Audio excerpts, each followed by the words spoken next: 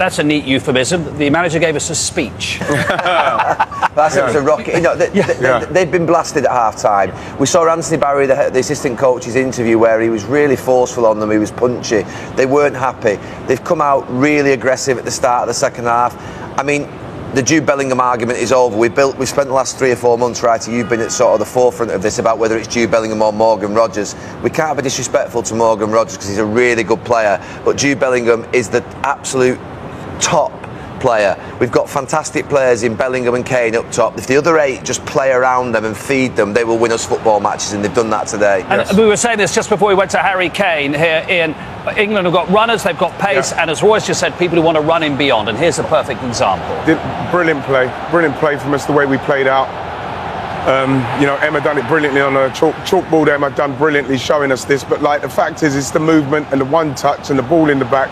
I thought that was getting in the way there, but like, obviously the defender, Roy's not happy with the defender running away from Jude, but honestly, Jude, you know, I can't believe people doubted him. I'm just so pleased that once again he's proved to the doubters what he is, you know what I mean? What he is, and he is a top player, superstar. And there was a lot of nervous energy around him, and maybe they needed to get to the half-time, just have that breather. Again, we talk about what you do in terms of possession, but it's really important, like Harry Kane said, and sometimes a manager needs to remind players it's what you do out of possession. And as good as Bellingham was in possession, his work rate was fantastic. Second half, we've seen him make a lot of great tackles running back, and that can lift players in a different way. You know, it was good to hear him say when Harry Kane said that the manager said, if we're going to lose, let's lose how we're going to play. That's the main thing. And, you know, they came out in second half perfect. Oh, there's a template, isn't there? He's made it quite clear, Thomas Tuchel, this is the way I want my England to play. There's 2 or 3 subs that have come on there. Jed Spence has come on. He's done really well. I think that Marcus Rashford's come on, and Anthony Gordon was a little bit quiet today. I think there'll be changes for the second game. I think genuinely there is competition for places. The manager doesn't respect reputations. He plays players that he thinks are in form. And I think even at centre-back, Mark Gay coming on for John Stones, I think there's something there in that as well. So, look, it was really positive at the end. I agree with Roy. It was good to get a couple of punches in the first half and just demonstrate our vulnerabilities. We can't take for granted the fact that we just need to protect that back four a little bit more. You don't often see in a World Cup game what happened the next 5 minutes, which is just a siege of the goal, and Livakovic played brilliantly. It's quite unusual for a World Cup game where suddenly one team is just constantly attacking. You thought it was going to end 5 or 6. There was a really good feel to the game from the start. It didn't feel. We were thinking, would it be cagey? But again, it felt like a knockout game. And that's what made it a brilliant game. And as much as Croatia lacked that bit of quality, they had a right go. But England showed their qualities toward the end. We talk about the options off the bench.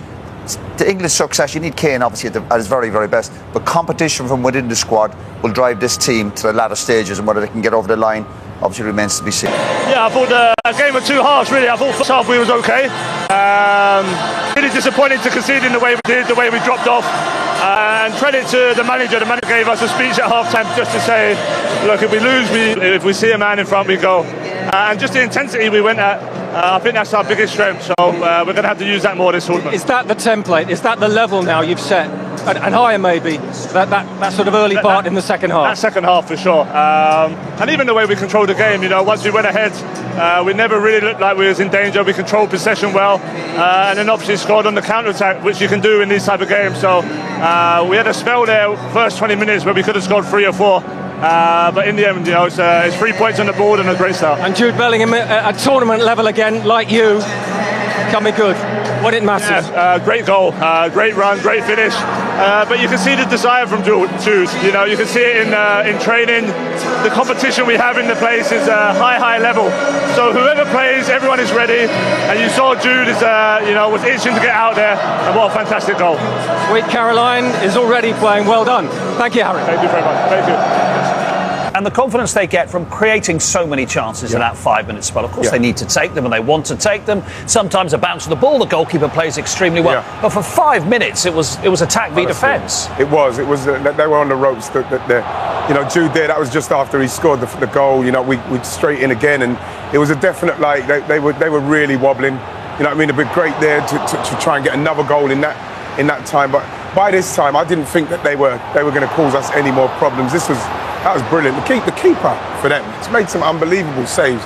This could have been anything. But you know that this is not going to last forever, and that you have to get another goal, because there was about 10 minutes before the 4th goal where Croatia then pressed. This was brilliant from Jed Spence. That's when Jed Spence came on. My point is, you have to all right, England have won the game, but you need to take that. When you're on top, you need to take that opportunity to stretch that lead, don't you? Because it won't last forever. No, it won't last forever, but what we saw is a team that wants to go forward and want to get and create chances, and then the more you do go forward, like in this game, and take those chances, the more confidence you'll get, especially the players coming off the bench. Now they've got a chance as well. In a tournament, Mark, in a perfect world, what you'd have is a team that can play high intensity for 10, 15 minutes, 20 minutes and blow teams away, which is what we've done there in that part of the game.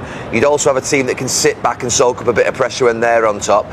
The third bit is the most important bit, is the bit, can we keep possession and take the sting out of the game by keeping the ball? We haven't quite demonstrated that today, but that might come later in the tournament. Yeah, and when you think of the talk about the technical ability of the England players, that would have been a hammer blow just going in at half time, conceding a goal. Definitely. So the reactions suggest obviously they're up for a fight, and on top of the quality. And it's great again in a manager to remind players about what goes on in the football game.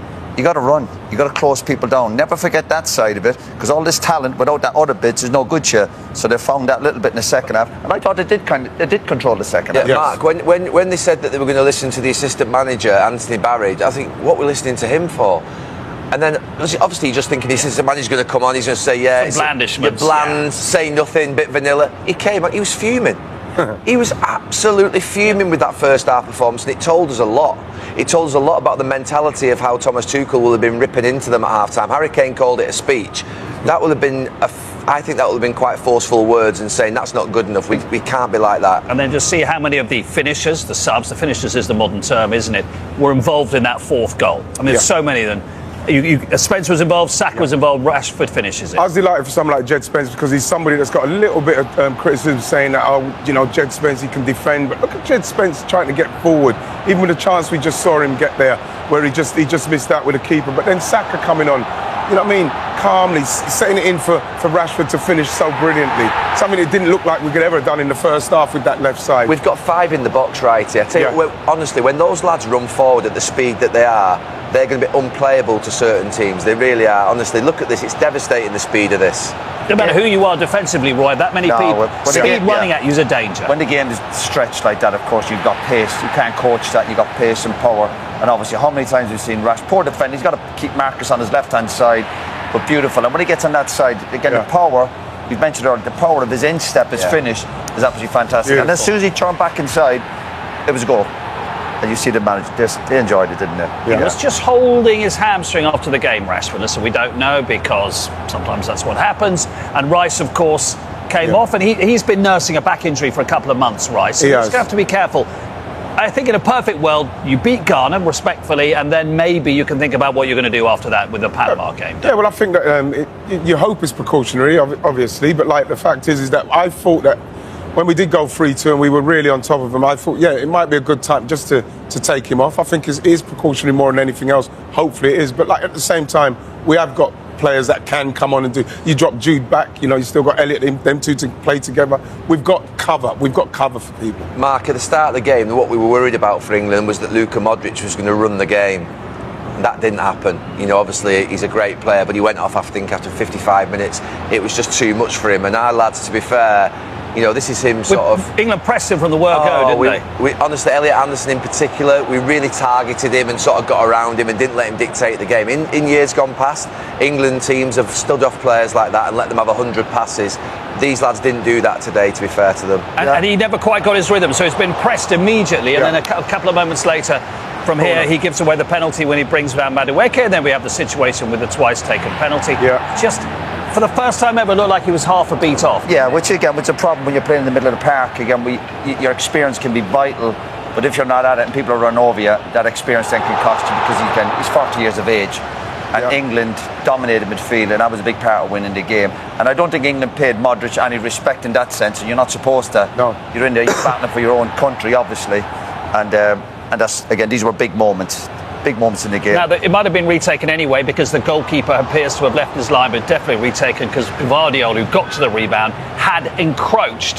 So it was in the area the moment that Harry Kane actually made connection with the ball, so it's retaken, and he doesn't miss from there.